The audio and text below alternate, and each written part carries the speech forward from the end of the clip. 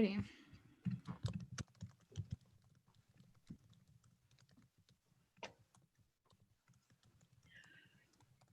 Alrighty.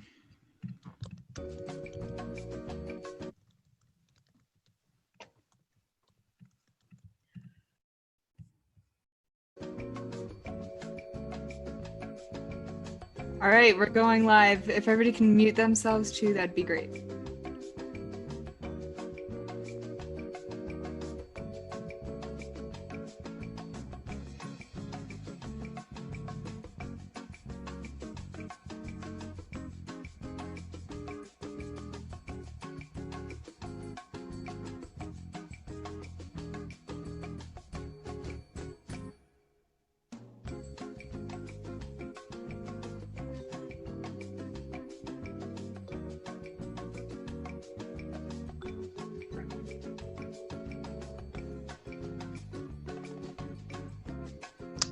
Hello, this is Will Roper. Can you hear me?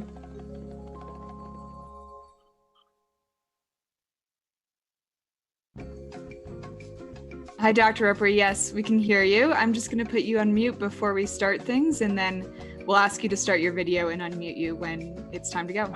That sounds good.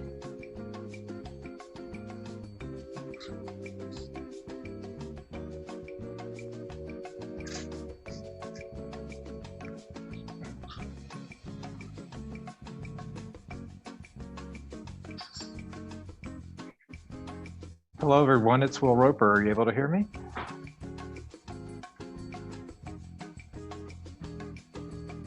Welcome, Dr. Roper. If you can hear me, this is Van. We hear you just loud and clear. We're just in a holding pattern. And once we will unmute you and unlock your video, then you'll be good to go. So as soon as I introduce you, you should be good.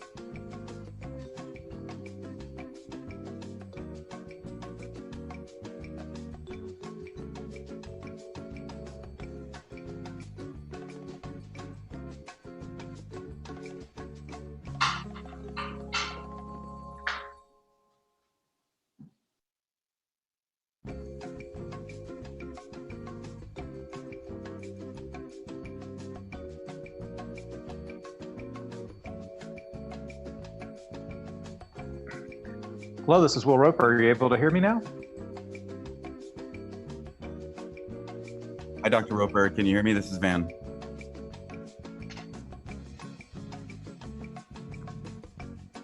Hi, Dr. Roper. This is Van. Can you hear me? Van? Let me see. I'm having a little IT difficulty. Are you able to hear me now? Yeah, you're good. You're good. We're good. Okay, great. Yeah, no, boy, IT's been tough today. Yeah, we appreciate it. So what we're going to do is turn off your video and just stay where you are, and we'll mute you, and then we'll introduce you momentarily. Okay, great. Thank you.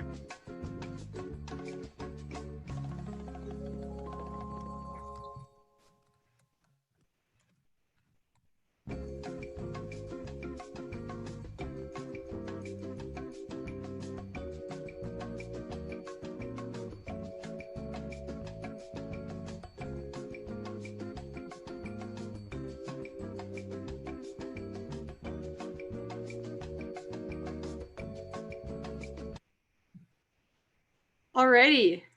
Good morning, good evening, everybody. Here we go. Let's get started. Thank you so much for joining us today. We have such an exciting event coming up for you. We've been working so hard to plan this, so we can't wait to let this information out into the public. So As you can see on your screen, we have a prestigious group from across the DoD Innovation Network that's joining us today. My name is Sarah Childs. I lead our technology scouting at Starburst. So what that means is, along with a team of full-time scouts and analysts, we scour the globe for the hottest startups in aerospace and defense, and we help them get traction within the corporate and venture ecosystems. So I spend most of my days with startups learning about their IP, their technology maturity, and their commercialization roadmap. Increasingly, I'm finding that a majority of those roadmaps are starting to include working with the US government. But that being said, they're having issues getting their foot in the door. So today is a chance to learn how to get your foot in the door. Like I said, we have a lineup of heavy hitters from across the industry who intend to share their secrets on how to get on contract with the US Department of Defense. To do a quick agenda review, first we'll hear from none other than the innovation champion himself within the US Air Force, Dr. Will Roper, which will be followed by a prepared Q&A. We'll then hear from leaders from the Space Force, Air Force Ventures, InQtel, Defense Innovation Unit, Naval X, and Rapid Reaction Technology Office. So following the roundtable, we'll be using questions from the Q&A feature, as you can see on the bottom of your screen, to get some of your questions answered. If you can use the upvote feature, that helps us know the most pressing questions to ask the panelists. Additionally, you'll see a few polls that are scattered throughout. That's just to make sure you're paying attention, make sure you're staying awake, and then also, of course, get some valuable feedback so that we can make the content most relevant. So that's all from me. I'll hand over the mic to Van, our co-founder, who will say a few words and introduce Dr. Roper. Thank you, Sarah, and welcome everyone. My name is Van Espabodi. I am the co-founder of Starburst.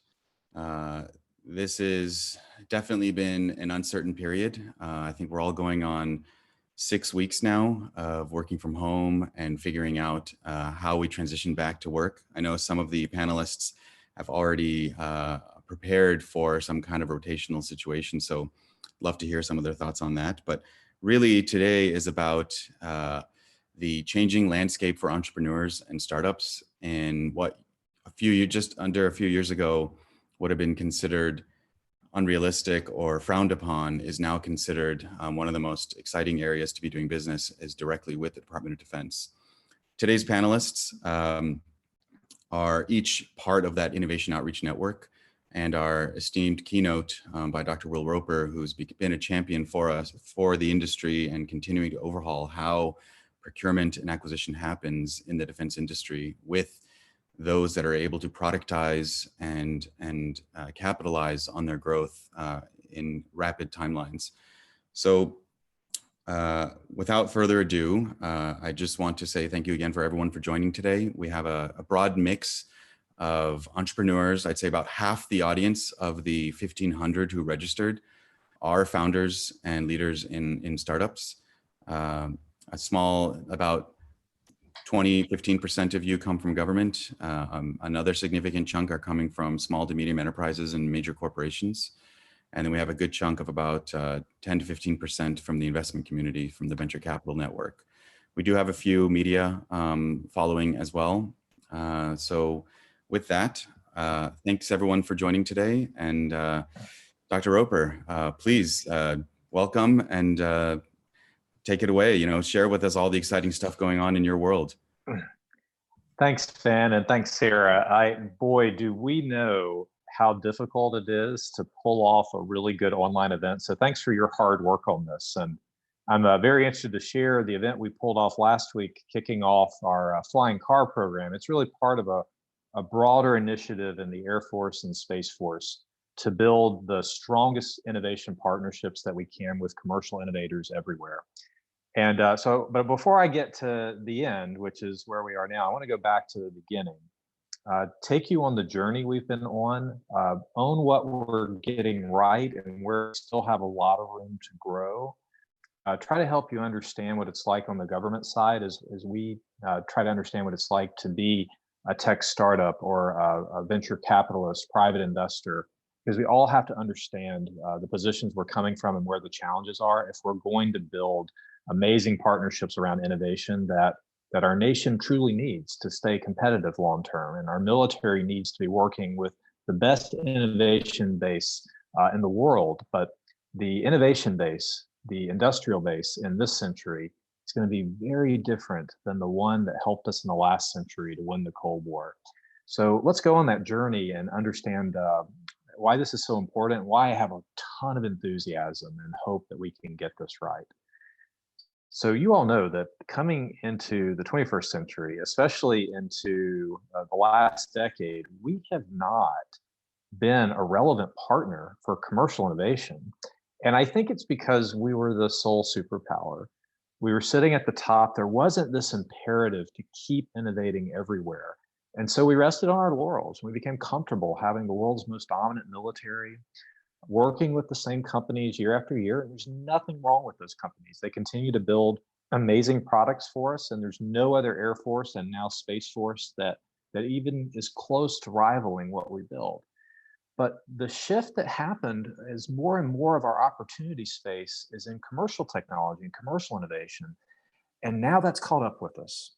Now we are in a position where failing to work with commercial startups isn't just a bad on us, bad business on us. It goes directly to our ability to be competitive long term. This is a must do. It's not innovation, it's imperative. We must get this right. So coming into this Air Force job where, to be frank, I really wasn't interested in doing it. I had a fantastic job working for the Secretary of Defense with a big budget and the ability to do whatever I wanted, whatever innovation I wanted to pursue, whatever projects I wanted to pursue with a lean, mean team of fantastic innovators and mavericks who got things done. So being asked to take over a bureaucracy was the last thing I had in mind. And when General Goldfein asked me to do this job, I asked him why. Why would I want to put myself into the bureaucracy? I'm the path around the bureaucracy currently, like the bypasses for the patient on the operating table. But General Goldfein had a great answer, is that bypassing around the patient on the operating table isn't enough if the patient doesn't get well. We have to fix the system. The system itself needs to be innovative.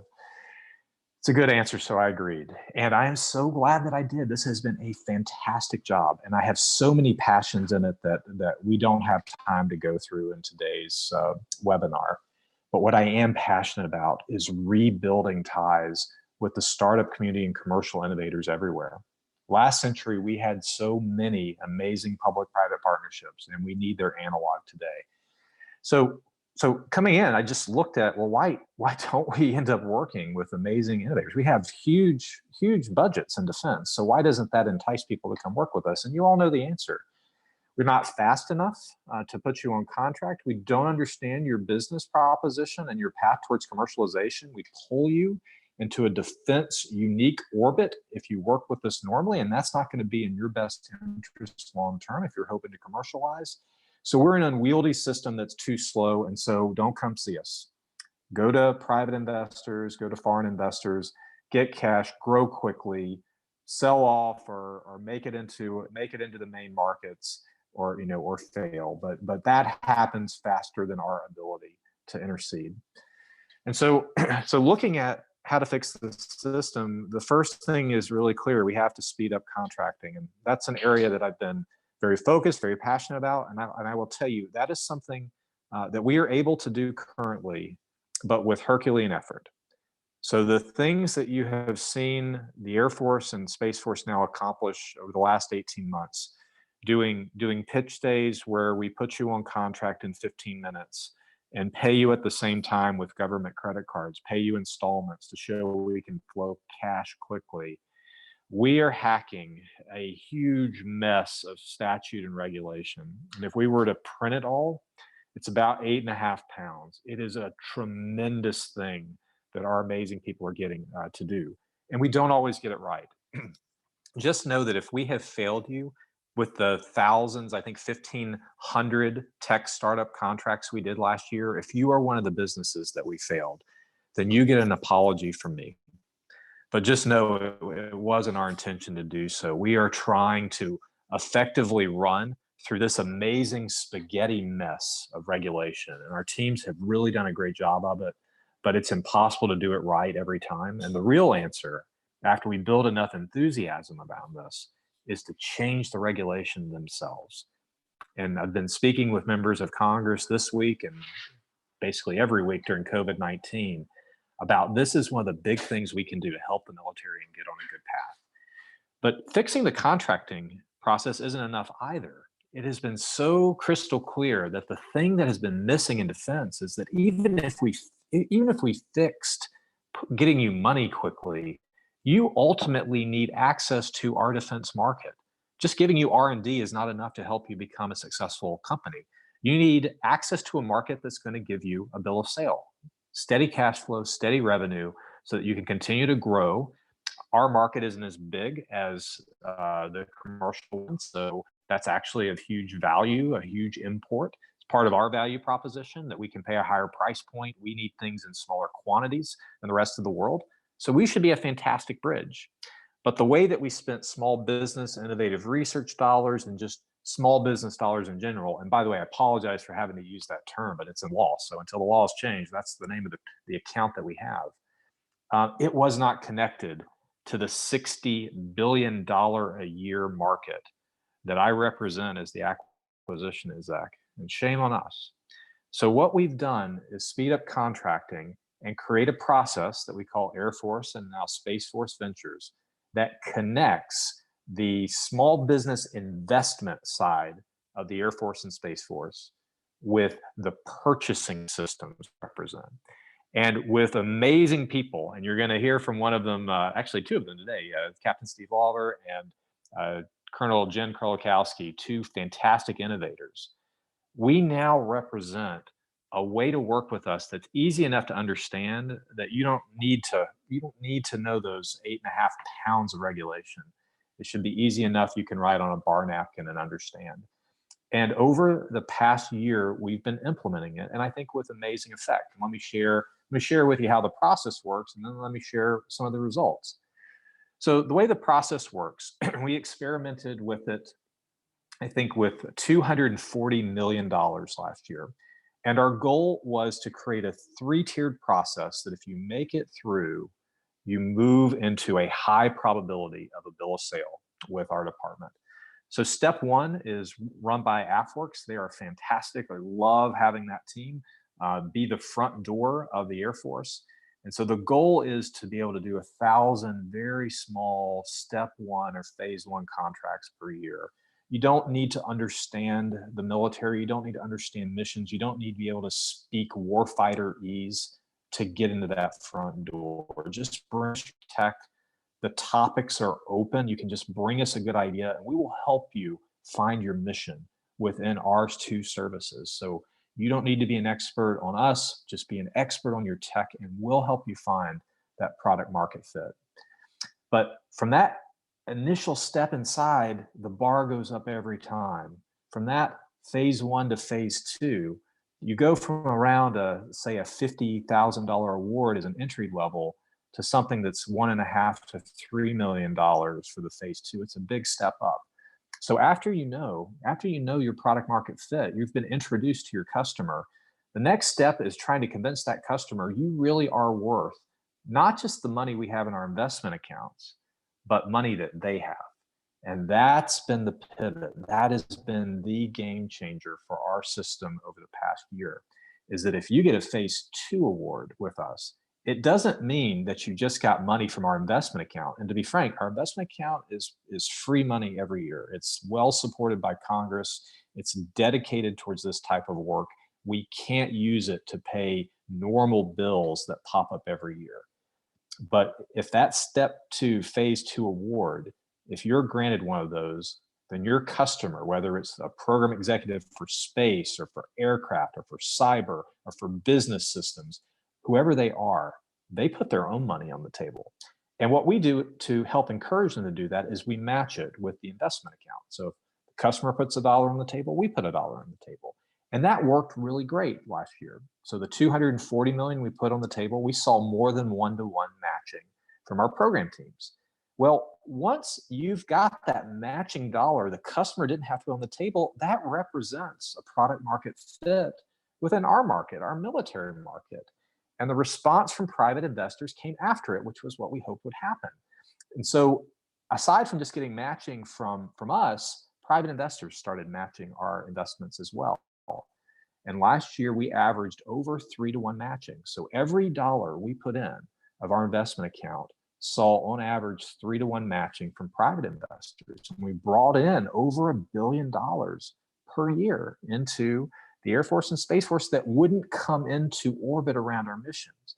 And the goal of coming into orbit isn't to be there forever, it's to slingshot you into something greater so that we benefit from the partnership with you, and you benefit from having worked on our mission. So it's a fantastic win-win.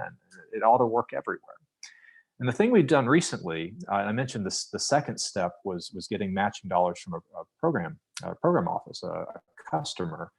The last step is placing a big bet on a handful of companies that we think have huge potential to change the game. And so the week before COVID-19 broke out, we did that. We did 21 intentions to award for big ideas. And that's the first time we've done the big bet side of our process. You know, that's the top of the pyramid. And at that point, if you don't succeed on a big bet, which can be as large as 30, 40 million, then why didn't you, right? Then we're out at that point. You've had your big chance with us. And for the companies that came through, that's all they're wanting. It's their big chance to get into a production contract where they're working on our mission long term. COVID-19 hit, and I'll tell you, that rocked us. We're back up on our feet. Our teams have done fantastic, making sure that our readiness and modernization did not come into check. But we are back at making sure those awards are done as quickly as possible. I have an entire task force of people ensuring that those awards are made as quickly as possible. So bear with us, but there are 1,000 details that go into actually getting a contract done, and none of them considered having a pandemic go on around them. But that's the basic principle, is to create a process where you can bring us an idea, get into step one here at the base of the pyramid. Then the bar goes up. You've been introduced to your customer here, but now you've got to convince that customer that you're worth their money. And if we do, you're likely to see private investment. And if you've got a game-changing idea, then we can get you the funding to be able to incubate that inside a military mission that if you succeed, you are likely to be put on a steady contract with steady revenue and cash flow.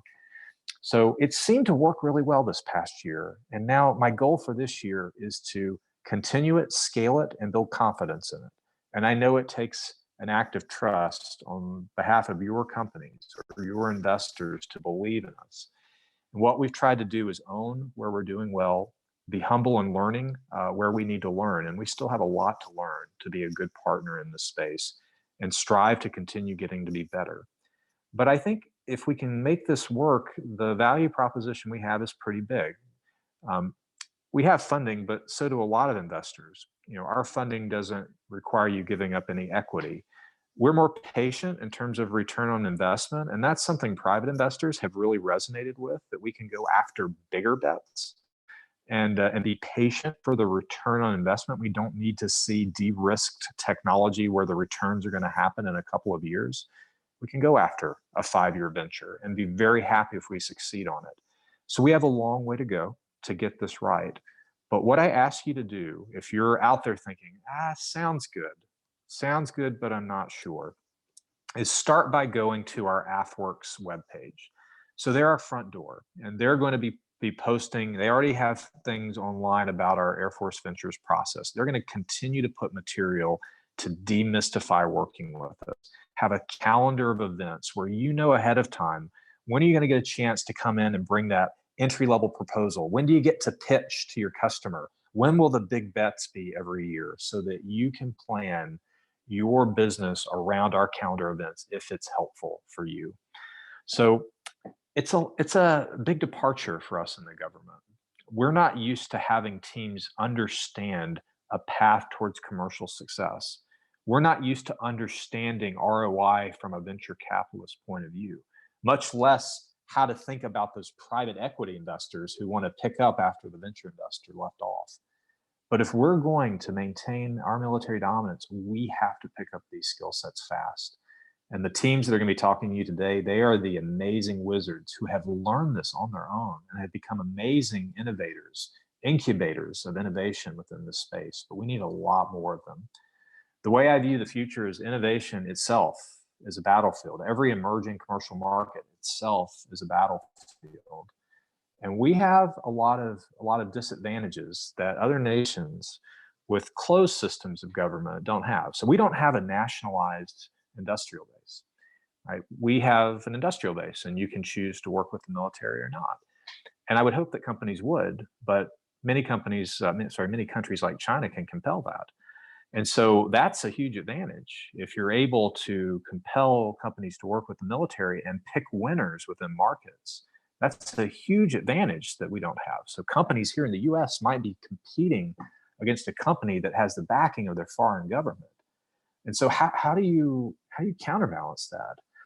And our idea is simply to bring the two markets to bear, to have the military market be available as a bridge, as an accelerant. So you get the benefit of competition and that just great dynamic tension that markets create to keep innovation fresh, that stays. But then our market is synergistic with the commercial one and vice versa.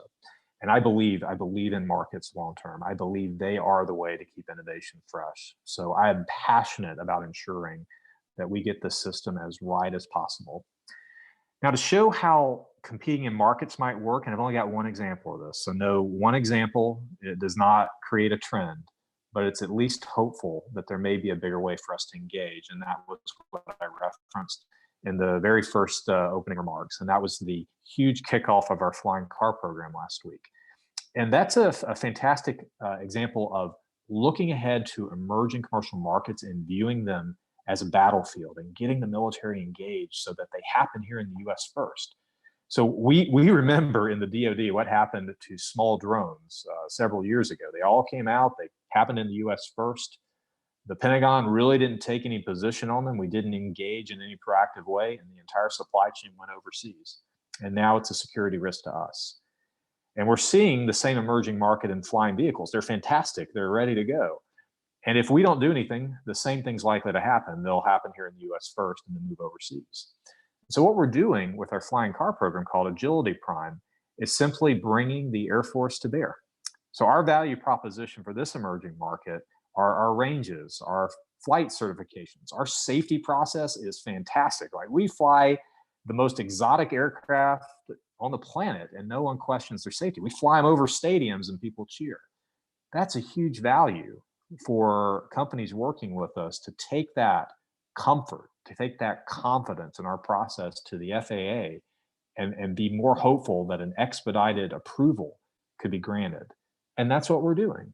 We're going to bring these commercial vehicles to bear for military missions, certify they're safe to fly, purchase them, start flying flight hours for military missions, and hopefully bring the market to bear earlier. That is an example of treating an emerging market as a battlefield, of treating innovation as a battlefield and competing. I'll end by saying the big thing that your militaries must wrap their head around. It is no longer sufficient to build the world's best military, to maintain military dominant edge. And that seems like that's a statement that can't be true. If you built a better military, clearly you've done your job of maintaining military superiority. And the answer is no, that's not true anymore. And I'll use an example that you may know if you've had any experience around agriculture. At least remember reading about George Washington Carver in school growing up. This idea that you have to rotate crops or you're depleting the soil of nutrients. You may have one good crop one year, but you're actually depleting the soil, and eventually nothing will grow. Well, the way we work with our defense industrial base today shrinks the number of companies in it every year. It's like we're not rotating crops, we're depleting the nutrients in the soil that is our defense industrial base, collapsing it again and again and again. And so we may be able to build the next generation of dominant military, but if we're collapsing the number of companies working with us, we're depleting the soil, and we will eventually not be able to grow that next generation of military. It is no longer sufficient to just build a dominant military. We must build it in a way that builds the world's greatest and most innovative innovation base. And that just can't be in defense. We have got to do it in emerging commercial tech. We have a long way to go until we have all the kinks ironed out. But if you're a company out there, if you're a private investor and you think, I might be willing to give this a try, please give us a try. We truly, truly need to be partnered with you. AFWorks.af.mil is a place to go to figure out more about how the process works. And if that's still not enough to convince you, schedule a phone call with me. Because if you are that company with the next big idea, today and in future, I want you to think it's a no-brainer to go work with the United States Air Force or the United States Space Force, because they're the service that loves technology, they love innovation, and they've got a great track record of helping companies become successful. We had a great year last year in our experimental stand-up year of showing that the pieces are mainly right. We now have to put them together into an engine that runs smoothly. I just really appreciate everyone joining. Van, Sarah, I appreciate what you've done hosting. So thankfully you have some amazing airmen joining you as well, who are going to do a much better job on your Q&A panel than I will do in your keynote. I hope that what I've said has been of some value, and if I've encouraged you to think differently about this, then that's all I'm looking to do. We all have to continue to challenge the system that we have today until it's one that works best for commercial innovators in our nation and the military that ought to be their partner at step one. So help us be that, and I'll feel better and sleep better at night. Thank you very much for your time today. Back to you, Van. Thank you. Dr. Roper, you always say the right things and your comments are incredibly inspirational. I just want to hand it to you for being such a brilliant leader, for taking such a bureaucratic entity and acknowledging the challenges it takes to interact with the most brazen product developers and investors in the world. So I really want to express our gratitude and thank you for being such an incredible leader. And I know it's not just you, and you have incredible people around you, and I do want to applaud the team you put together. So thank you for spending the time today to communicate that message to all of our entrepreneurs and investment community through the Starburst network. I know you had a hard stop. I just want to double check. How are you on time for 1 or 2 questions? I can probably do just a couple of questions, Van. I've got some people waiting, but this is an exceptionally important topic for me. So over to you. Very good. Okay, so as you were speaking, I'm getting tons of text messages. There's Q&As going onto the panel board that Sarah's been assessing. But one in advance that we did check, that's something that we keep hearing from some of our startup founders, and one in particular is from one of our startup that we work with. His name is Dan Robinson. He's the CEO of Red 6. I understand there are opportunities to fly. They're developing augmented reality technology that's pretty impressive for fighter pilot training. His question is this: the Valley of Death is a very difficult challenge for startups, exacerbated by many non-fiscal bottlenecks, such as post-award technology integration with processes and policies that are incongruent with risk acceptance. Startups like Red 6 continue to experience delays and a drain on resources that challenge their business and sustainability for growth and scale. Innovation on its own, without a culture that embraces it at a middle management level, leaves a tremendous amount of value on the table. How is your vision for Air Force Ventures going to identify and address these bottlenecks while incentivizing agile decision-making and a sensible risk acceptance throughout that value chain? And when do you hope to expect these changes happen? Sure. I mean, the Valley of Death is it's really a trench that we dug. I view it didn't really exist in the far past, but there was funding between basic R&D and programs of record. And when we went into contingency operations in the Middle East, we had to fund them. And the place that we took money immediately was in the funding between research and development and major programs of record. And it's the funding in between that helps you scale to get ready for production. And we're trying to put that back. Every year we grow the funding that's for prototyping. So it's called 6.4. You don't need to know what that means, but it's an account that was very small in recent history that's growing. And we're also trying to augment the intent of bridging R&D to programs of record with the bigger bets we're taking. An entry level $50K award is going to help you match your idea, your technology to a mission. A $1 to $3 million medium bet that we can do for 300 to 400 companies per year. So 1,000 entry levels, 300 to 400, $1 to $3 million firm fixed price contracts will help you turn your idea into a prototype.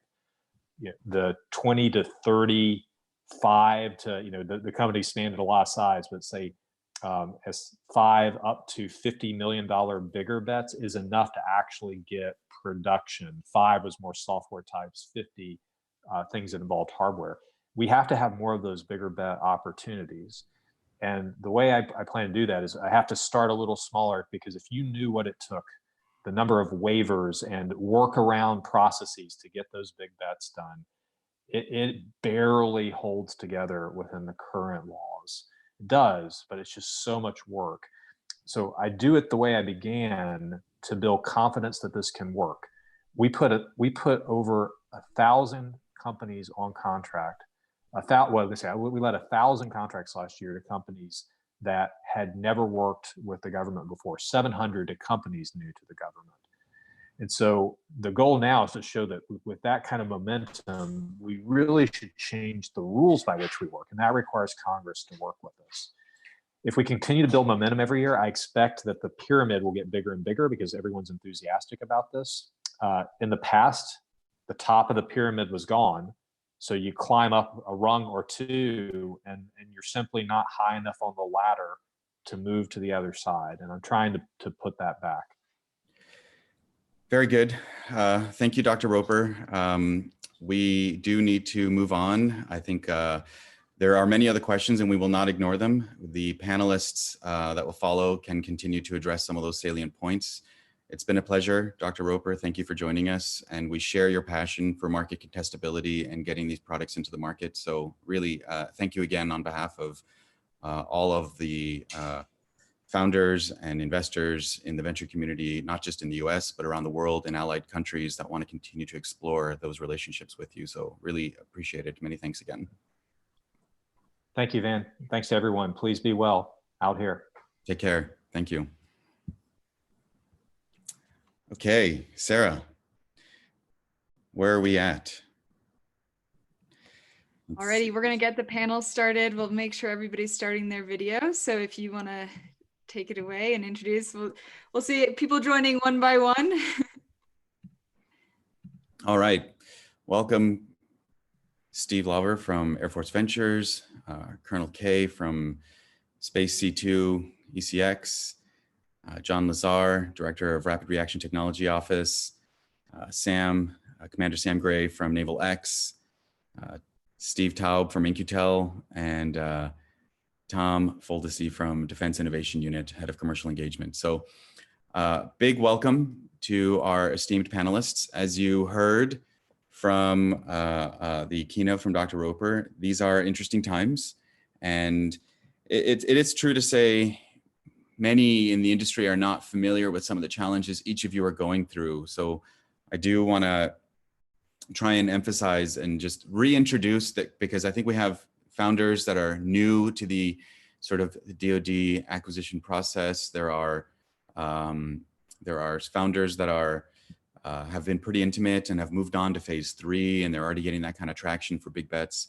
But I think I want to just kind of remind everyone, very basic, let's do some quick introductions, and I'll tell us kind of your role in the innovation outreach part of what Department of Defense is doing. So maybe, Steve, I'll kind of hand it over to you first to go introduce yourself. Yeah, absolutely. Thanks so much for having me today. So Captain Steve Lauver, active duty Air Force since 2011. U-28 pilot for the first 5 years of my operational career, and then went up to DC, where I helped to stand up the AFWERX program, which Dr. Roper touched on quite a bit in his talk, as well as most recently the Air Force Ventures program. So anything that touches the open SBIR process, whether phase 1, 2, direct to phase 2, or AFWERX, I'm happy to answer questions about, and it's great to be here. Thank you, Steve. All right, Colonel Kolakowski, Colonel K, tell us about what kind of activities you're involved with. Hi, Hi, I'm Colonel Jen Krolikowski. Out in sunny Los Angeles Air Force Base. You can see I kind of work from outside these days, which is actually kind of a treat for me. So I'm in charge of our Space Command and Control program. It's also nicknamed Kobayashi Maru. So if you've heard of that, that's the effort that we run as well. So our mandate is to provide space domain awareness and battle management, command and control applications and tools for our warfighters in the Space Force. We also do have components of it that we've created a software factory, if you will. So we do a lot of work at the application layer, but also the platform and infrastructure. So we're looking for expertise and support in kind of all layers of the software stack, if you will. I'm really into teaming and innovation and bringing people with different ideas together so that we can take greatness from everybody and kind of merge it together to get that best product that we can have for our warfighters. So very excited to be here, and thank you very much. Thank you, Colonel Kay. John, over to you. Quick intro, Rapid Reaction Technology Office. Great. Well, first, thanks for having me on today, Van. So our RTO has a few different prototyping efforts, and the one I think that's the most relevant to the group that's here today is where we take new and emerging technologies that are coming up all throughout the commercial space. We help mature them from TRL 3 or perhaps 4 to TRL 6 and show that there's some goodness there. We help demonstrate that and create enough confidence. You know, Dr. Roper talked about de-risking. We try to create enough confidence that a program office could take a look at those results and say, okay, there's something there, something worth looking into in a little bit more depth. Most of our projects are a 12 to 18 month period of performance with $1 million or less of total investment, but those are all flexible. Something else that's different about our office is that our interest areas are extremely broad. So DoD's identified all these different modernization areas, including space and hypersonics and AI, machine learning, et cetera. Anything that falls within there is fair game. So the aperture is pretty wide, pretty open. And the other thing that's a little bit different is that we don't do a formal call for proposals for these kind of proposals.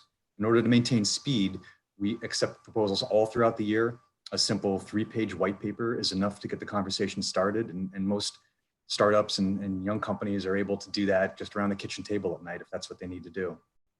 And the final thing I would leave you with is that we do periodically reach out to industry through our needs statements. And so this is a special notice that goes out on FedBizOps. It's not a formal call for proposals or a rigorous process, but it's a way for us to cast the net wide and see what sort of ideas industry is working on that we can maybe bring in, help build the program around, and get off on its feet. That only requires 100 words. In fact, that's what it's limited to. So this is another one that's really easy for industry to engage in and pen down your idea. And you know, if you're not selected for a follow-on discussion, there's really not a whole lot that you've lost, a couple minutes of your time to talk about your product. That's one of those is open right now on FedBizOps or on SAMS.gov, the new site. And if you search DTEP, my parent organization, DTEP, you'll find the global needs statement will be your first hit. That's open until the 12th. So thanks. Thank you. Thank you, John. Sam, over to you. Great. Thanks, Van, Sarah. Appreciate you inviting me and giving me a chance to talk to everybody. So hi, I'm Sam Gray. I go by Chubbs. I spent the majority of my 20-year Navy career flying those planes. Well, not those ones over here behind me, F-18s, and then moved over into acquisitions a few years ago. I worked in OSD for Miss Ellen Lord, managing the TAC Air portfolio, so major, giant programs. And then about a year ago, Hondo Gertz, who is the Navy and Marine Corps' version of Dr. Roper that you just heard, came to me much like what Steve was talking about. He came and said he was standing up this new organization called Naval X. He was modeling it, similarly to an organization he started down at Special Operations Command called SOFWorks. But he wanted it to take advantage of the unique characteristics and culture of the Navy and Marine Corps. So we started Naval X last February, so we're a little over a year old. I'm the deputy director there, and my two main programs are Tech Bridges and then the lead for private capital. Tech Bridges are off-base, low barrier of entry facilities where you can go in and start collaborating, because we really want to leverage one of our biggest capabilities that we have in the Navy and Marine Corps, and that's our labs and our warfare centers. So we have over 36,000 technicians, PhDs, experts in their field working on projects. And we really want to make it easier for them to get out and connect with non-traditional partners in academia and industry, heavily into the startup community, as well as looking at private capital. So we launched our first 5 tech bridges last September. We added a 6th last December. And those are on both coasts, as well as one in Crane, Indiana, which is a hotbed for innovation, if you can believe it. Some fantastic things going on in the Midwest. And next Tuesday, we'll be announcing the next level of tech bridges, which will be roughly doubling the number that we have across the country. So looking forward to your questions and more conversation. Thank you, Sam. Steve Taub, over to you. Great. Thank you, Van. And hello, everybody. This is Steve Taub. I'm a partner on the investment team at In-Q-Tel. We're a little bit different than the other folks on the panel. I'm not a government employee. In-Q-Tel is an independent nonprofit and a contractor to the US government. And our job is really to help the intelligence and national security agencies in the government find and work with early stage commercially focused technology companies. So we've been around for about 20 years. We work with, depending on how you count, about 8 different agencies, including several components of the military. So that means we have a very wide range of interests in where we invest, and we do 2 things. So we do make equity investments in companies, and we also help those companies actually work with and sell into the government, primarily by what we call work programs, where we essentially will identify a government opportunity for the company and identify what enhancements or modifications of their products might be necessary for the government to adopt it, and actually contract with the company to deliver those things and help them do business with the government after we're done. So very excited to be here and looking forward to the rest of the panel. Thank you, Steve. And last but not least, Tom from DIU. Thanks, Van. Good morning or good afternoon, everyone. So my name is Tom Foldesi. I run the commercial team at DIU. My background is mainly in the private sector. I ran product management teams and business development teams in a variety of tech sectors, including mobile, wearables, data analytics, and IoT. And I also served for 5 years as a Navy SEAL. So I'm familiar with kinetic conflict. But I think warfare, the face of warfare, is changing very rapidly. And this is what brought me to DIU. DIU was formed about 5 years ago by the Secretary of Defense. Our mission is to accelerate the adoption of commercial technologies for national security use cases. So our typical partner company already has an existing commercial business. They have shipped product into the private sector and proven a return on investment, but that product is also very relevant to and can be shoehorned into national security use cases. We have 5 main focus areas: artificial intelligence and machine learning, cyber, autonomous systems, human systems, and space. Now, the way DIU works is we do start with a gap in the DoD, and we look for compelling solutions to meet that need. So something that we do not do is take an interesting piece of technology and try and find a home for it within the DoD. We do start with a DoD problem set. But our main bread and butter are companies that are looking for an efficient on-ramp into the DoD. And one of our main focus areas is making sure that we are able to put companies on a sustainable program of record. And we'll get to more on exactly how we deliver that product and that experience to companies. Very good. Thank you, Tom. And also applaud you again for not using a non-green screen background of DIU.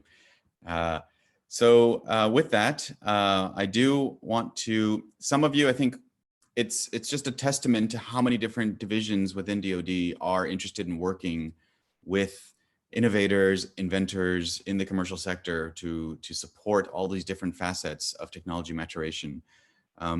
You heard about some of the technology areas. We heard about cyber, AI, space, but what does that really start to dive into? What are you most excited about right now? And what vehicle are you using to tap into that? How long has it taken you to actually see somebody go from, I like this, switch it on and get them into this program?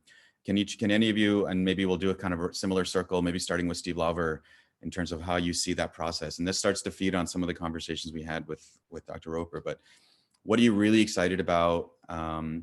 and what are the vehicles you're using to tap into that, and maybe share a little bit more about that. Yeah, I really like that question, and I'm going to kind of cop out with the answer in that we intentionally do not restrict to a certain kind of focus area or mission topic or industry, because we want to keep the top of the funnel as wide as it possibly can be, and that's by design, because we have this whether it's a funnel or it's a pyramid, we want to have as much people or as many people in our ecosystem as possible so that we can over time validate and de-risk those solutions. And maybe there's something in there that we did not know that we needed. And so that's really what gets me going, is this idea that we have a mechanism now to capture innovations that we didn't specifically ask for, which is something that I think is pretty difficult to do within the typical requirements construct. Okay, so from a personal perspective, what technologies are most exciting to me and how are we getting after them? I think there is a lot to be done around automation and increasing our efficiency. We have 685,000 people in the Air Force.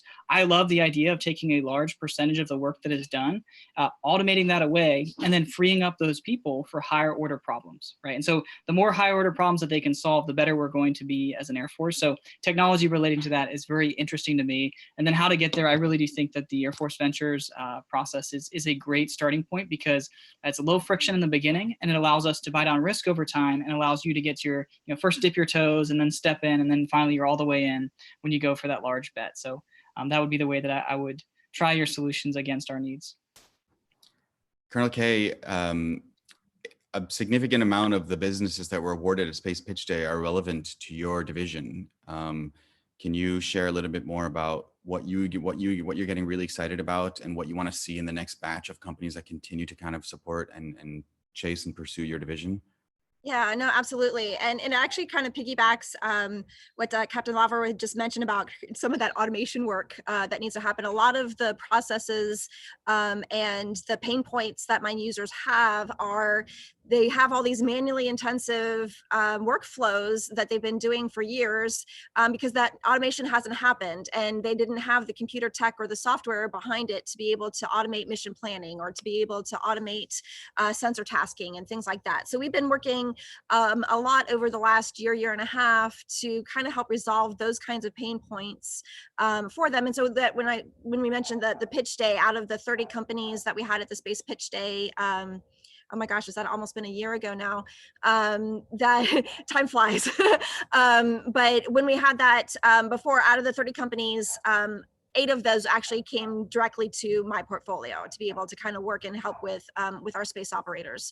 And so a lot of that, with the pain points of getting things automated, a lot of the work I also do is, like I said, in the command and control arena, where we're really creating an ecosystem of a kill web, or kill effects, actually probably more appropriate to say kill effects, because it's not, we're not always doing a kill chain, if you will. It's what effects are we trying to create? So there's lots of different components that contribute to that particular effects web that we're trying to produce. One of the things that we've been doing with it is actually to also kind of containerize it all, if you will. So there's multiple different containers that focus on, that can get specific SMEs or get specific tech into the ecosystem, and I can pop those guys in and out as we try and work to optimize that ecosystem. So it's not that we just built this one big monolithic thing that only one person can contribute, or one company can contribute to, but now we can spread that across multiple people with the great brain power and the great ideas that they have, and continuously work to optimize each of those individual elements within our effects web. So very excited about a lot of that sort of work. And again, as I mentioned before, we really like that teaming perspective. So it's not just, again, even in that element, it's not just one person may necessarily be working on one of our wicked problems, but we try and pull together a lot of the different people that can optimize those particular things. Thank you. It's interesting. So often people think space is just within Air Force and Space Force, but we know that Navy and Army I think is the biggest user. John, maybe, and then Sam, you can talk about how these enabling technologies, how you're prioritizing at the sort of enterprise level or within a different branch of the military to get excited about, and what you're getting excited about, and how you're pulling that into your system. Well, how you're awarding those companies. Where do you see the budgets going? Maybe you can give some good examples of how it's worked on your side in RRTO and then in the Navy. Sure. So space is definitely an interest area, right? It's one of Dr. Griffin's modernization areas that he wants to put a lot of emphasis in. But what you'll see is that there are other opportunities. So space is the final frontier, right? And it's hard to get into it. There's not a lot of cheap stuff to do in space.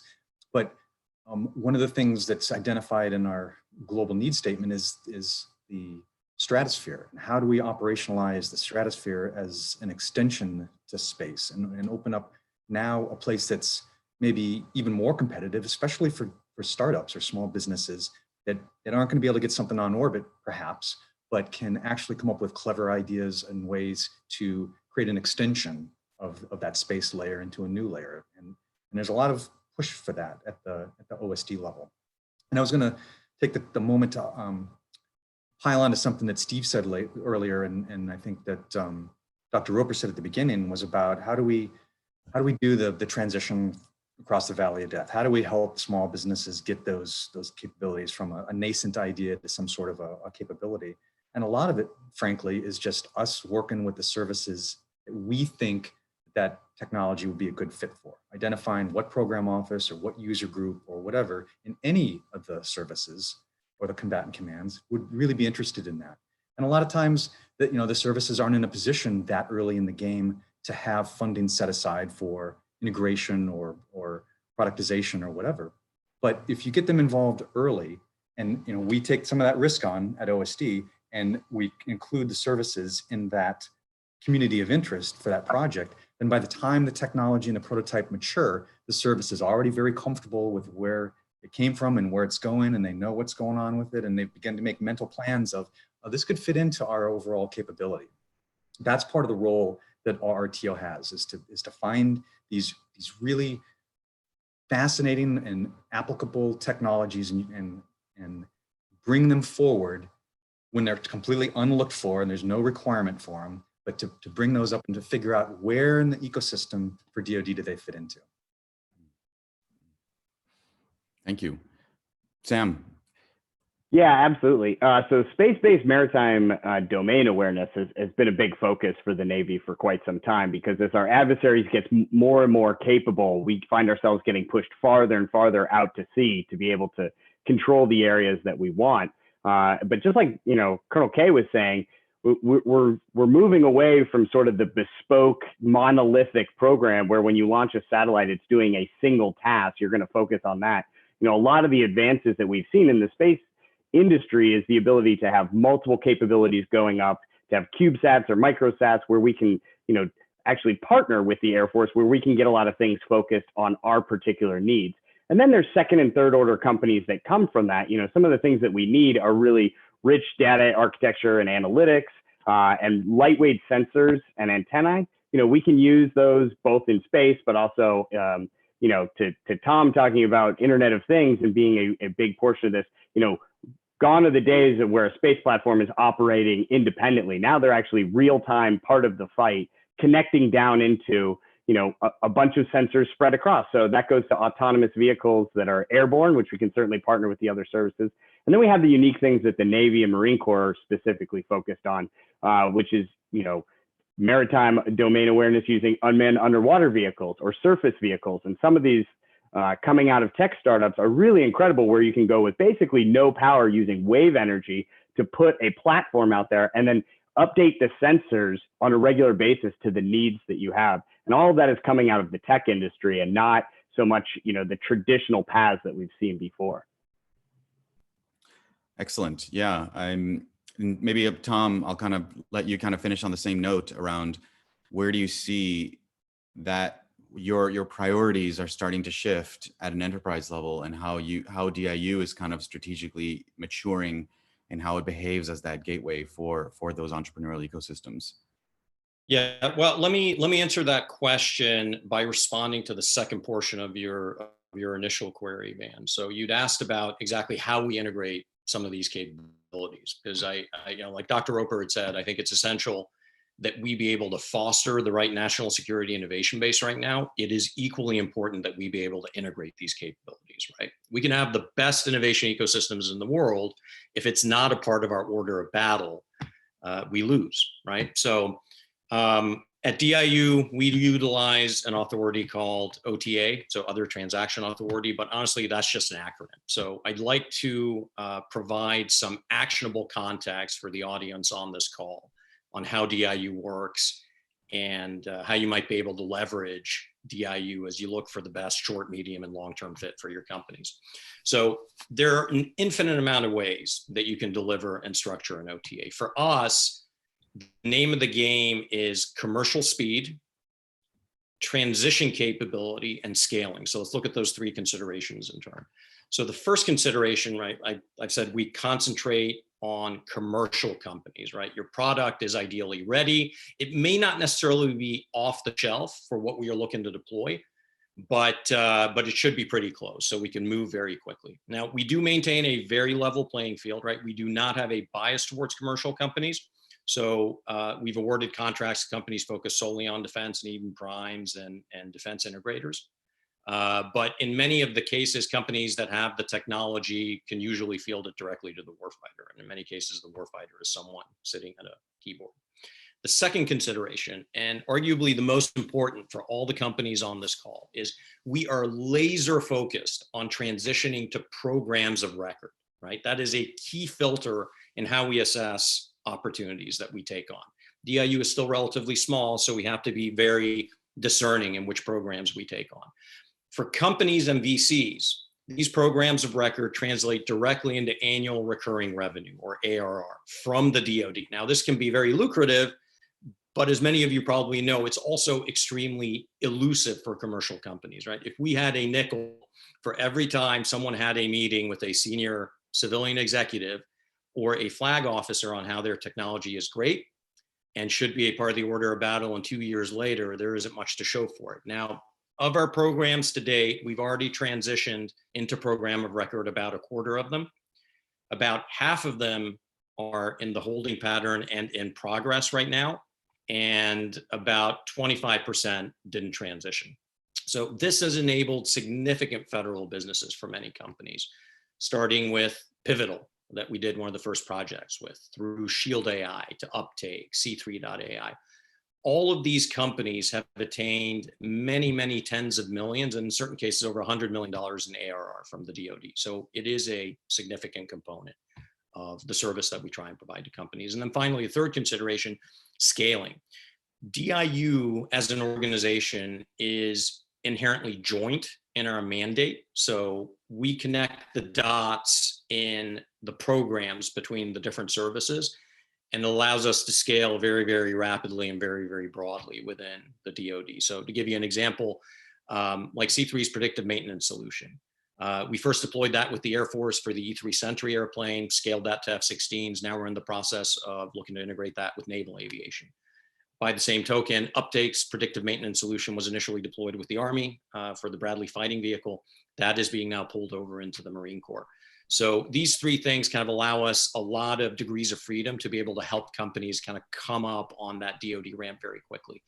Now, again, we're a small organization, so it's not panacea. There are only so many programs that we can take on, but we try and help as many companies as we can. We've already done more transactions in the first quarter of this year than we have all of last year, but there's still a lot more projects to do.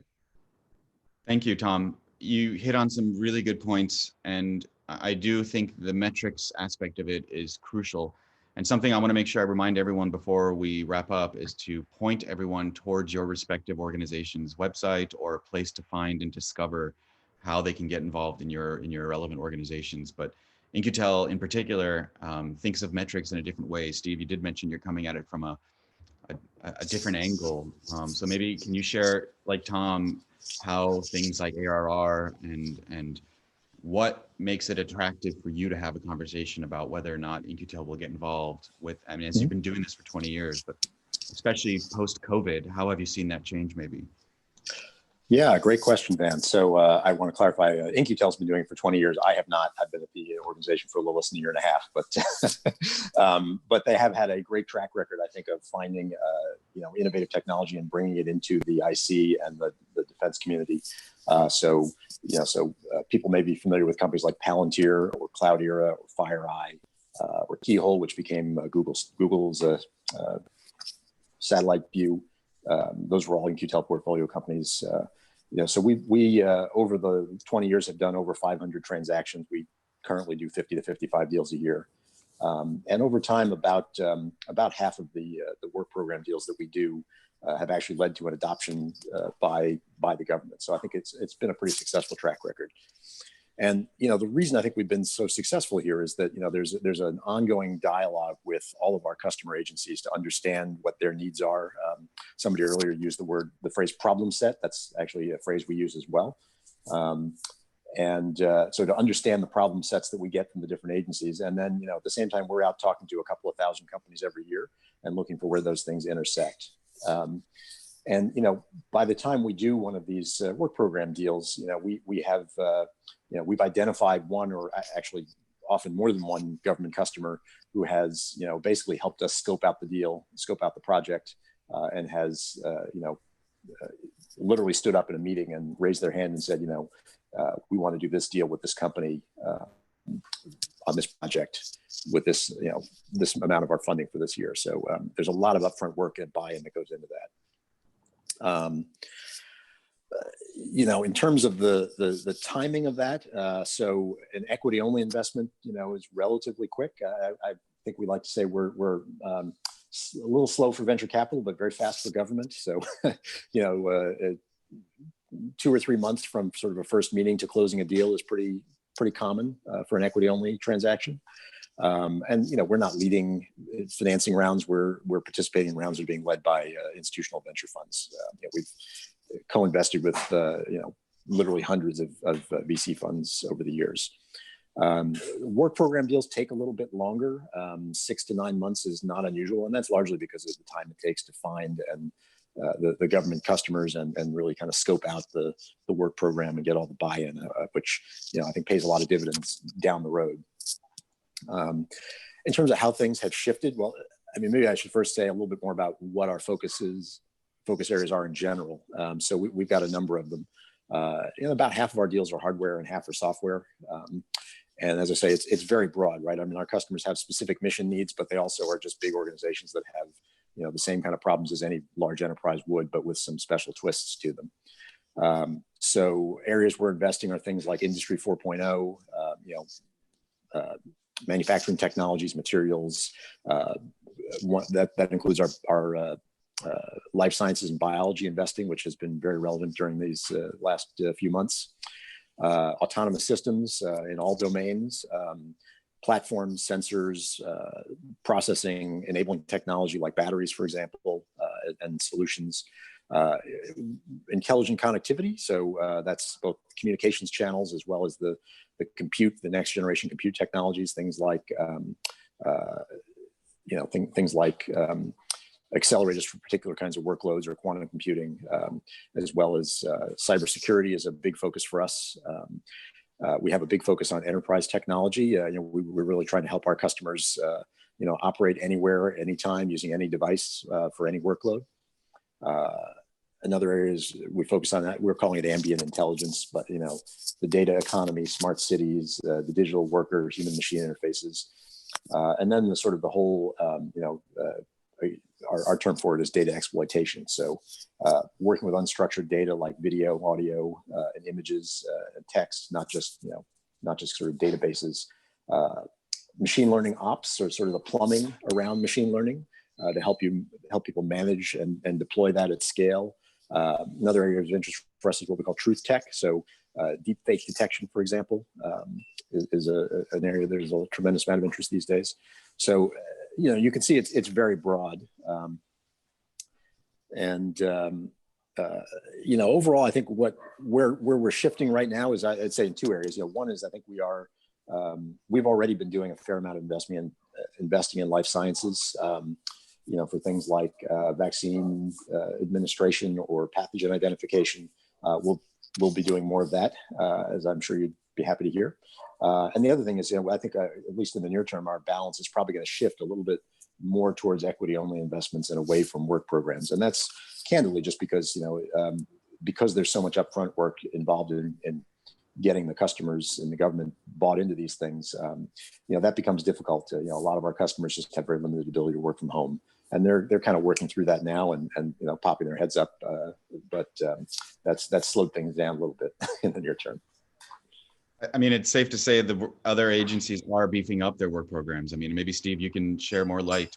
Dr. Roper talked about the front door, and he talked about making bets, and he talked about all the back end stuff that's just so messy. How, and I know you're waiting for the family to leave behind you, but how much longer can I bleed this out? No, really, how is your mission area kind of taking those work programs and systemizing it in a way where it's easier? And how can these companies learn about the differences of what is a challenge? How much money is behind that? How many of those are going out? What is the front door concept? How is it supporting all the different program areas, whether it's complementing what DIU and Incatel and other defense agencies are doing? Yeah, that's a really, oh, sorry. Yeah, I think you're on mute. No, you're good. Okay. So that's a really good question.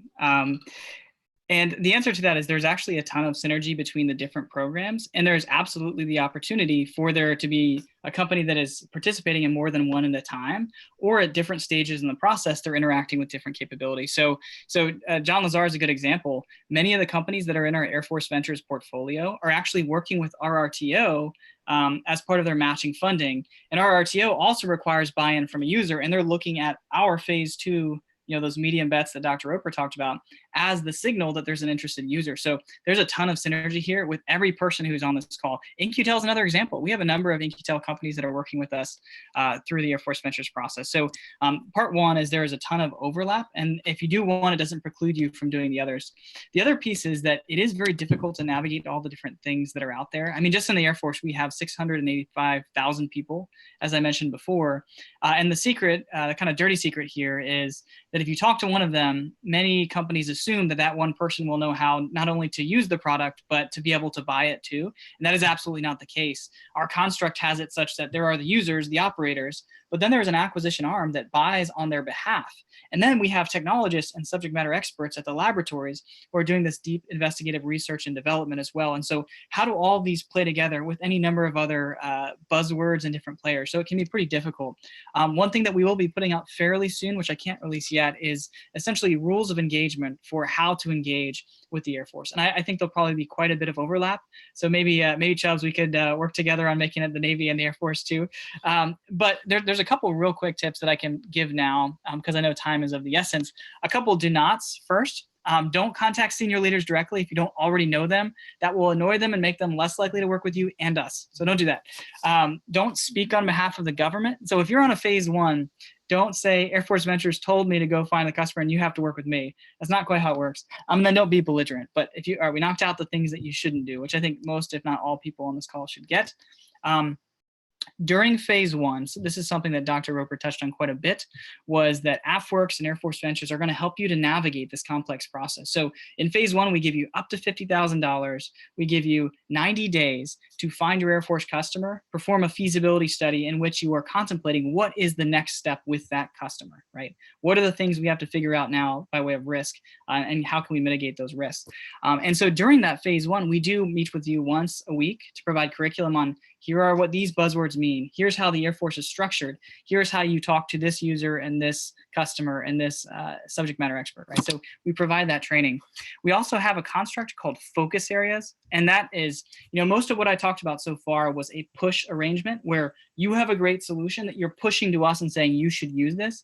We also want to have a pull relationship where we can still get after the requirements we do know we have. We do that via focus areas. So we'll publish a pretty long list of focus areas on every Air Force Ventures topic. I think the last one we had 90 different focus areas. Each one of those is submitted by an actual operator or customer who says, I have a problem. Can anyone out there in the entire ecosphere solve this for me, right? And when you apply, you say, oh, by the way, I can solve number 27, and you get connected to that customer the moment you're in phase 1. And the idea is to kind of have these more intelligent connections that help to simplify the process for you. And we offer up something called collider events. So virtual at this time of year, but they tend to be in person, where we have hundreds of customers who are ready to buy, and you have hundreds of companies who are in phase 1 who are ready to sell. And the idea is to have this kind of structured serendipity that leads to deal flow for you. That's just a couple of the things that we do in program. I won't go to all of them. I will say we're going to release this. Van, I can kick this to you to kick out if you're willing, to the rest of the members of this once it is approved. But some methods that are out there that are not us, but are brilliant. Air Force Tech Connect is something that's fairly new. So just search Air Force Tech, TECH, Connect, that is put on by Air Force Research Labs in our 2030 strategy to try to figure out how do we connect companies like you to opportunities that we have. There are over 160 small business specialists across the country that work with the Air Force. So just search Small Business Specialist Air Force, you can find that. And there's a number of organizations whose purpose is to help connect you to the potential needs that you can solve, right? And so there's a lot of things out there to get after that need. Very general things you can do. If you hire a veteran, we see many people do this, right? So you have vets who get out, who understand the mission areas that they've been doing for so many years, and then they're trying to foray into business of some sort, right? So hiring a veteran is an option that we've seen work. We're not telling you to do that, but it has worked for some companies in the past to get you connections into that user group that you're trying to hire against. There's something called the Defense Entrepreneurs Forum. So just Google that and look it up. And then all the way down the list of cold calling people on LinkedIn, personal relationships, of course, attending trade shows. But the bottom line is we put a lot of responsibility on you to find your customer, because we believe that one of the core competencies of a good founder is performing customer discovery. So it's building a great product and building a customer that needs it. Right. And so we put that responsibility on you, but we provide some resources, especially in phase one, to help you do that. Over. Thank you. Colonel K, I might pivot to you now, because people are just starting to get familiar with the nuances and the nomenclature of what is a customer versus what are the vehicles, all these different departments. I get confused. You're kind of considered someone like what Kobayashi Maru is doing out of your enterprise core division is a bit more on the external facing. So some might consider what you're doing a little bit more outward facing, but when it comes to interoperability and you find the companies that you like, can you give us examples of how easy it was or how difficult it was in bringing those companies into supporting your mission area? Sure. And so obviously we talked about the space pitch day that we had, and that was a real almost immediate way that we were able to bring in several different companies that were resolving some of the pain points. I'm also working on some different kind of contract strategies that we have that can help facilitate that. Really kind of having a company that helps again, kind of navigate or has them connect the small business or whomever to get on contract with us a whole lot easier than like some of the government bureaucracy and pieces and parts that Dr. Roper was talking about earlier. And so ideally in that, we're hoping and anticipating that within like a week or two, you could get into being done with some of the work or working on some of the areas that we have in my mission area specifically and stuff. But that's where like my organization is always looking to be a little bit more innovative and press the boundaries on some of the bureaucracy that Dr. Roper was talking about. And we've been really able to bring that timeline down. We were just able to award a couple contracts within like 60 days. I know for some people that may seem like a long time, but that's like so super fast on the government. So we really do work to try and bring people in faster and make it as easy as possible for those folks. I have one of my my deputies great at holding people's hands on some of those things too. So more to come on that. There's some of the things that we're testing out to see how we can help facilitate some of those things and bring them on that much faster. But that's one thing that we're really doing to try and make sure that because my speed of that I need to go to keep my tech at the speed of relevance for my operators, I can't afford to wait a couple of years to be able to get people on contract and to have things going through. So we're doing a lot of different stuff, working with AvWorks quite a bit. I know that they point folks to me and actually working with some of their contract team to help get things on a little bit quicker as well too. So very cool. Very cool. Thank you. Sam, I might turn it to you now. We've heard a lot about Air Force. I mentioned it before, and Space Force. And what DIU is doing and what In-Q-Tel is doing, but Navy and Naval X has been kind of in the shadows, and now you're all kind of coming out full force. Obviously, some of us have heard about SOFWORKS and with this work you've done there, and that has a really good reputation. Can you update us in terms of what your vision is and what are the timelines, what to expect? What are the metrics you're aiming for? How can companies tap into the Naval X initiative efforts, and how do we know what you need and what you're looking for? Yeah, absolutely. So I think as far as, I'll kind of go in reverse of the way you described it, but as far as the tech areas, I like to explain to everybody, one of the big differences between SOFWERX and Naval X as we grew is, SOFWERX is very specialized and focused on Special Operations Command, and they don't own the actual sailors, Marines, soldiers, and airmen that make up their workforce. They're owned by the services. So we own everything literally from birth at some of our Navy hospitals to grave, at some of our mortuary affairs. We handle everything, education. So there virtually isn't a tech field that we're not interested in some way. If you're developing a pizza delivery app, I've got thousands of sailors in barracks that need food delivered to them. So I might be interested.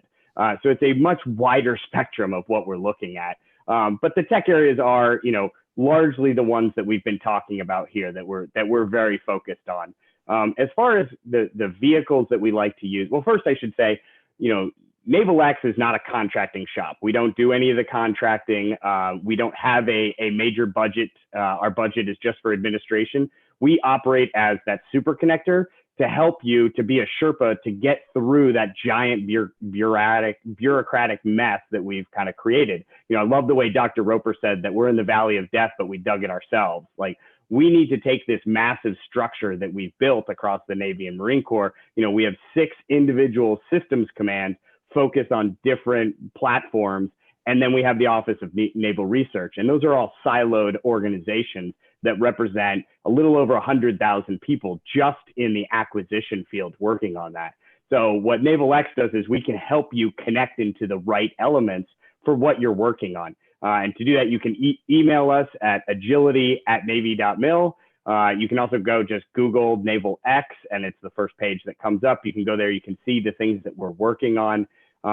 But a big portion of that is you talked about metrics, and I get that virtually every time I do a panel, I go talk to people is, how do you measure success? What does that look like? And we are a really new organization. So we have looked at metrics as everyone on this panel knows, and certainly most of the audience.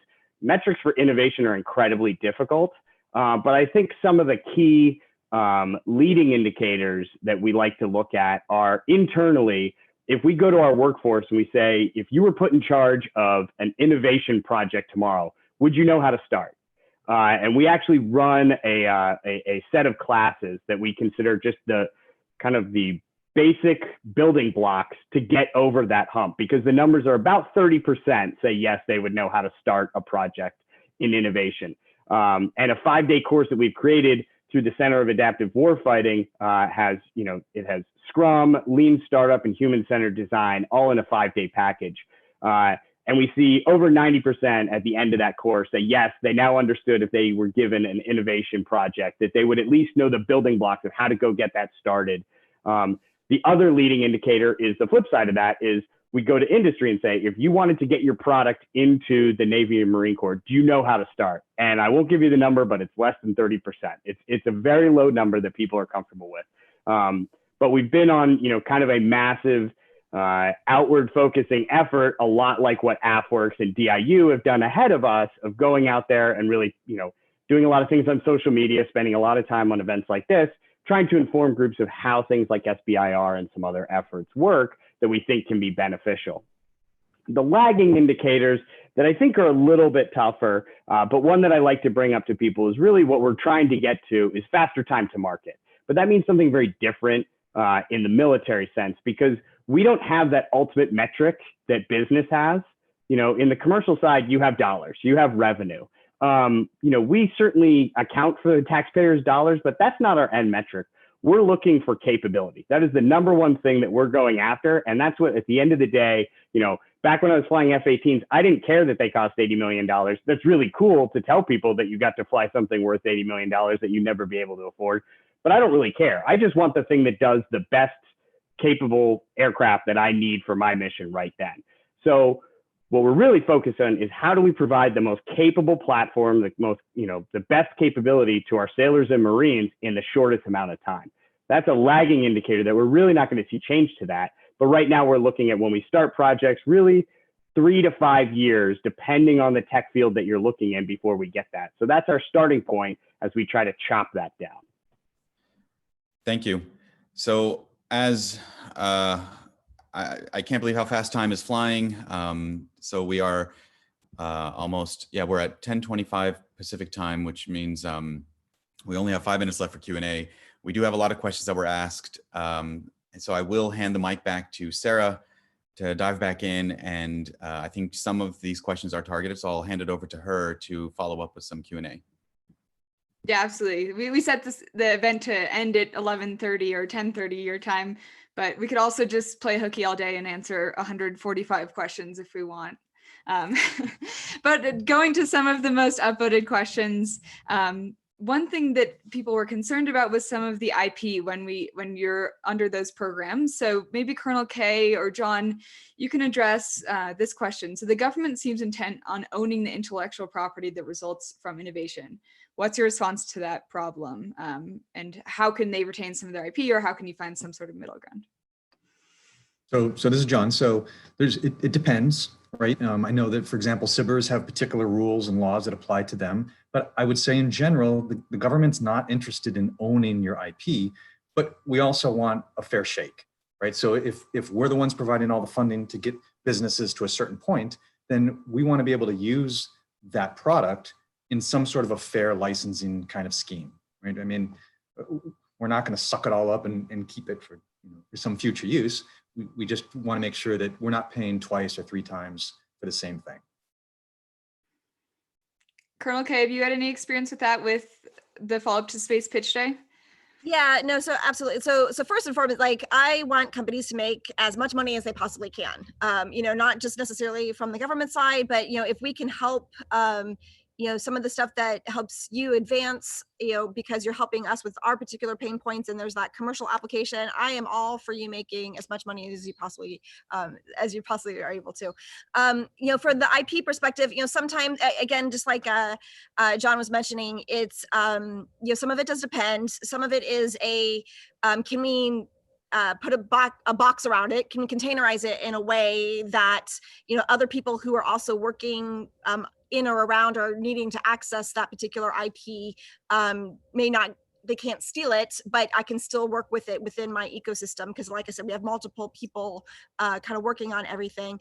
The other thing too is that it's not like I try and take an IP and then give it to another company or to a competitor. That's not how we handle those things too. And I think that some people think there's some concerns that we really try and keep things firewalled as much as possible. But again, we also need to make sure that we do have the ability to use it in ways that we're intending. And so it's all about that dialogue. And when we get into the contracting and how do we want to have that relationship, IP does definitely come up quite a bit, but we try and be fair on both sides, again, so that you guys can stay profitable and attractive to other sources, but that we can also still be able to use it for our own purposes as well.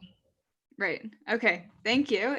I want to hand these questions over to Steve Taub, Captain Lover, and Tom.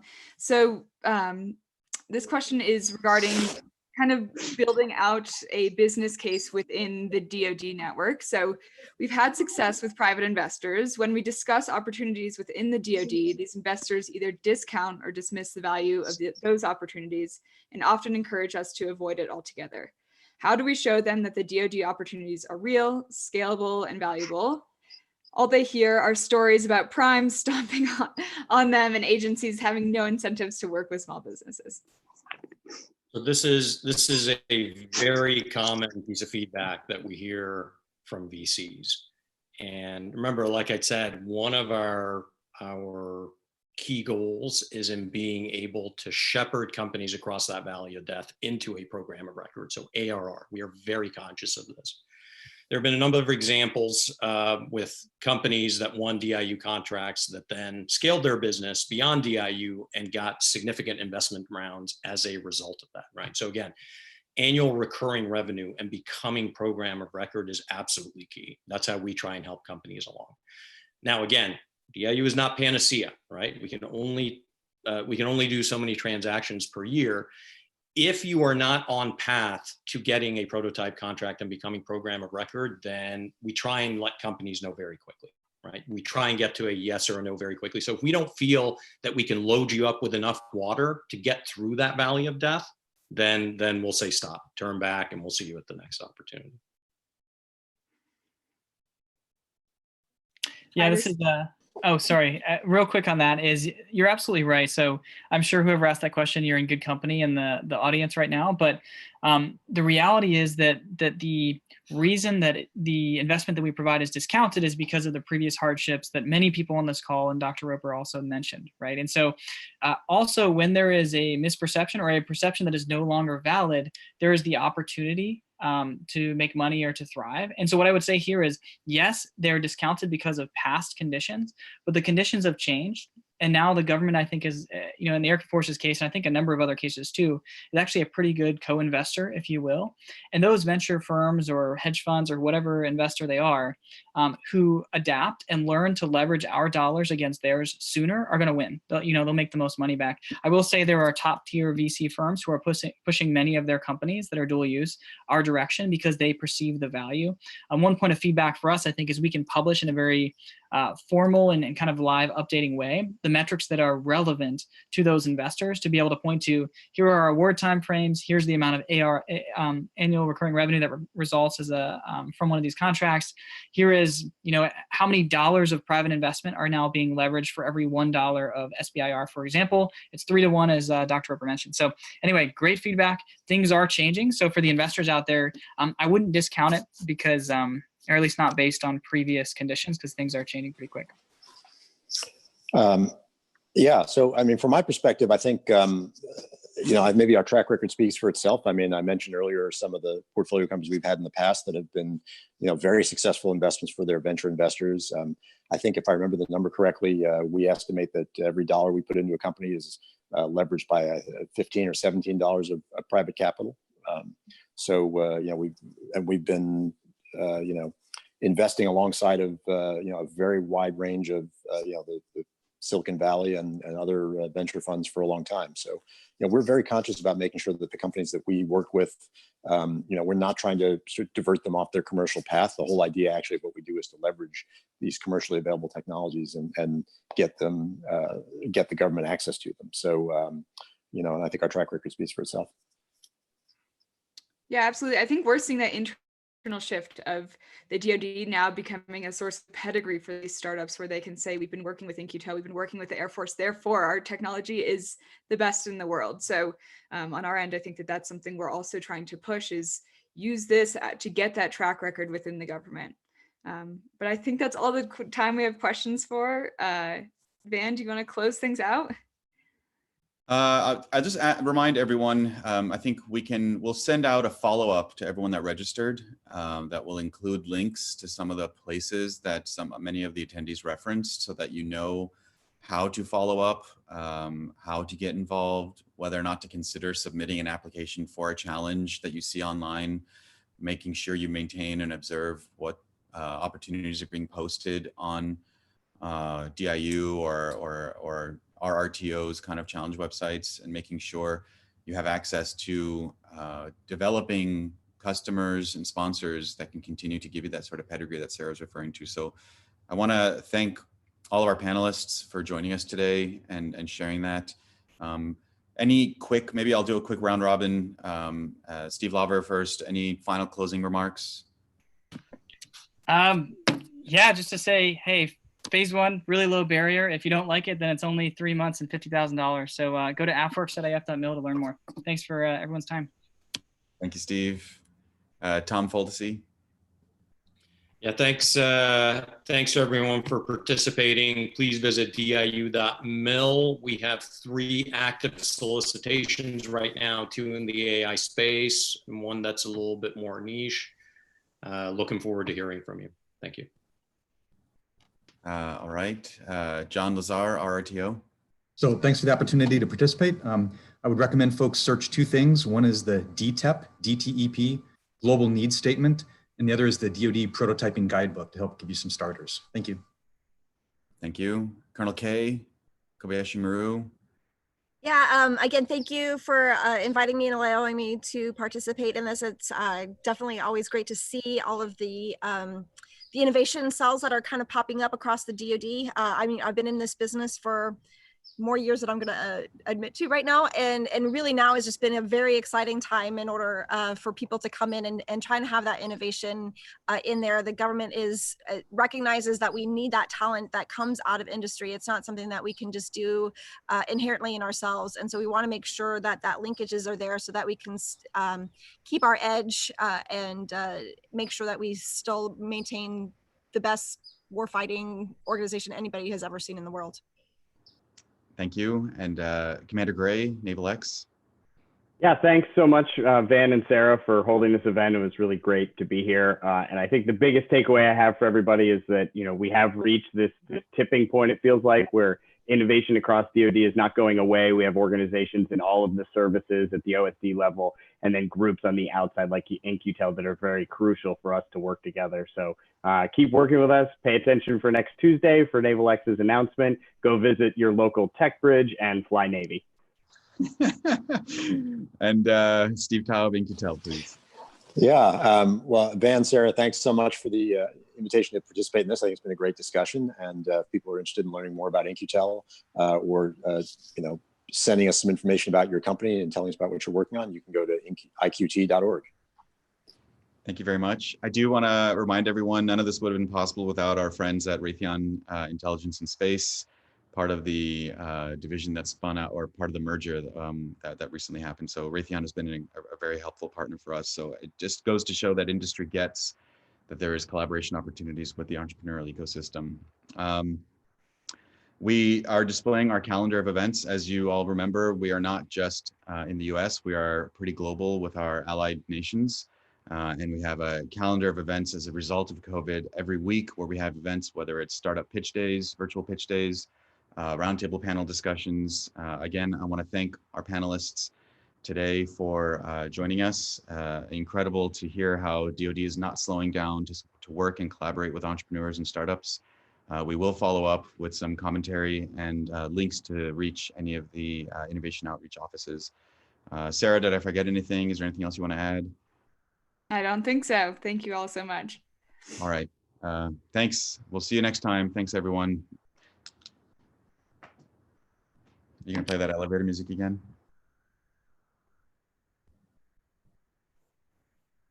I don't think it's working. All right.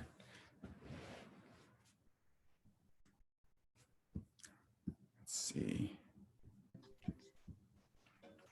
Well, we had about, let's see, we had, I think at max, about 800 attendees, participants. We did take Another some 75 on YouTube, I heard. Oh, very cool. How many on? Another on YouTube? 75? 75. Yeah. I have some people. Yeah, people were texting in real time. That's cool. Steve, you're in Boston. Sam, you're in DC. John, you're in DC. UK, you're in LA. And Steve Lauver, you're in the Virginia, DC area as well. Cool. We almost hit all time zones in the US. We're close. Yeah. We missed That's great. Midwest. Yep, Midwest. Nice. I'll have to get Crane, Indiana on here next time. Yeah, where did you, what's happening in Crane again? Crane is unbelievable. They actually got an award from the White House last year for innovation across the federal government. Yeah, they got really hungry right around 2000. They ended up on BRAC, so they thought the base was going away, and the state of Indiana came in and said they didn't want to lose the base. It's actually the second largest base in the world. That's where they store 25% of the conventional munitions for the U.S. So it's just this field, 2,500 bunkers and rail lines. but there's a bunch of, that's a tough industry. Like there's a lot of chemists and physicists that work on munitions. So it's there's the intellectual capital there. So University of Indiana and Purdue actually came in with the state and built a campus right off base. And it's like a place where everybody can go and collaborate. So it's one of the first places we built a tech bridge. Very cool. Yeah, it's awesome. They've got 5G up and running on that base. Oh, wow. That's impressive. Yeah, okay. I mean, I knew Purdue and University of Indiana were doing some interesting outreach stuff I know in our aviation system in the drone world as well. So it's really cool to hear about that. Yeah, and the state has really been behind it. They have an innovation fund for the state, and they're looking to, if they go from a kind of a Rust Belt industrialized state and an agrarian state, how do they become a tech state? And they've done some very impressive work. I've visited out there a couple times and I'm blown away. Very good. Very good.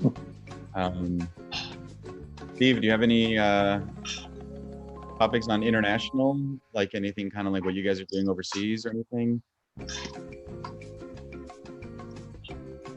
Oh, so you're asking me? Yeah.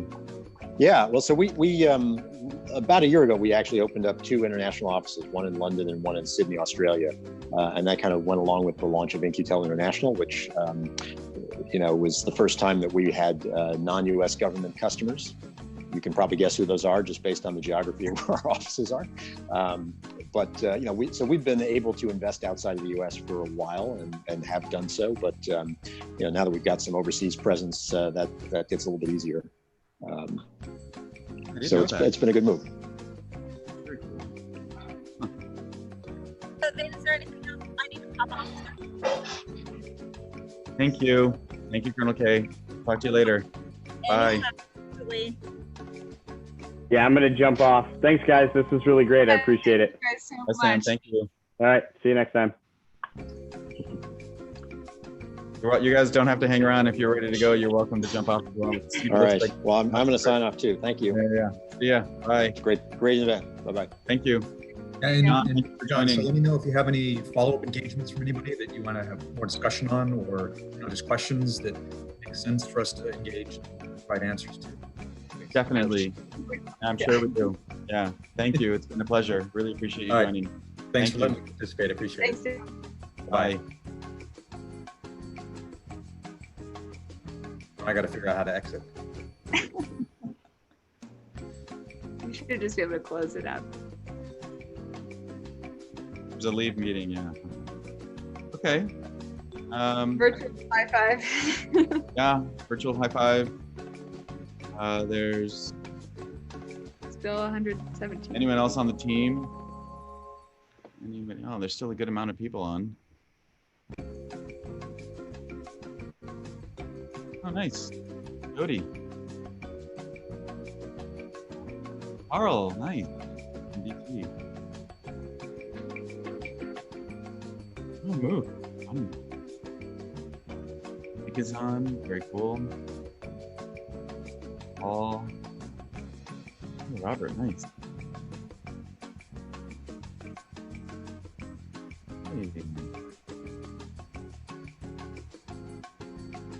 T-Mac. Board, Todd, cool. Hey, Tyler. How's it going? Very cool. All right, well, thank you, Sarah. Are we just float for a little, or are we good? I'll close it out. I think we've done it. Thank you, everyone. Thanks See you so next much. time.